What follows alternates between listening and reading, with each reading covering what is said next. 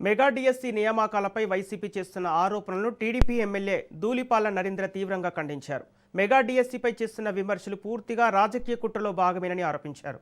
కూటమి ప్రభుత్వం ఎన్నికల హామీ మేరకు సీఎం చంద్రబాబు తొలి సంతకంలోనే మెగా డిఎస్సికి ఆమోదం తెలిపారని, దాదాపు 16,000 మందికి ఉద్యోగ అవకాశాలు కల్పించామని వెల్లడించారు.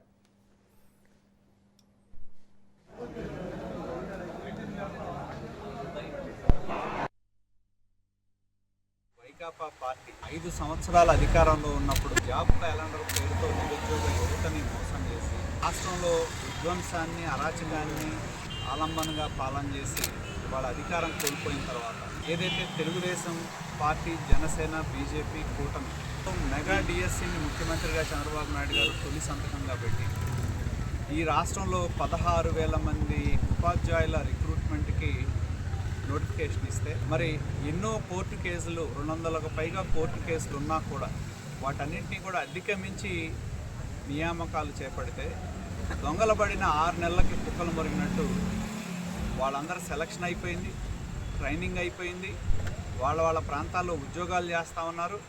కొత్తగా దానిలో డిఎస్సిలో అక్రమాలు జరిగినాయి అనే ఒక నెపాన్ని తీసుకొచ్చి ఇవాళ ఒక విధ్వంసపరమైన ఆలోచనతో వైకాపా పార్టీ నిరసనలకు పిలుపునివ్వడానికి మేము ప్రశ్నిస్తాము. నేను అడిగేది ఒకటే, 5 సంవత్సరాల కాలంలో ఒక్క డిఎస్సి టీచర్కి ఉద్యోగం ఇచ్చారు. ఇవాళ ఈ బ్యానర్లో చూడండి, మీరు ఈ నియోజకవర్గంలో 45 మంది, దానిలో దళితులు ఉన్నారు, ముస్లింలు ఉన్నారు, బీసీలు ఉన్నారు, మహిళలు ఉన్నారు, వివిధ వర్గాలకు సంబంధించిన వాళ్ళు. ఇవాళ మీరు ఏదైతే ఆరోపణలు, అక్రమాలు జరిగినాయి అని ఆరోపణలు చేస్తూ ఉన్నారో మేము డిమాండ్ చేస్తూ ఉన్నాం, ఈ 45 మంది ఇళ్ళకెళ్ళండి, వాళ్ళ ఆర్థిక పరిస్థితి ఏంటి అని చూడండి.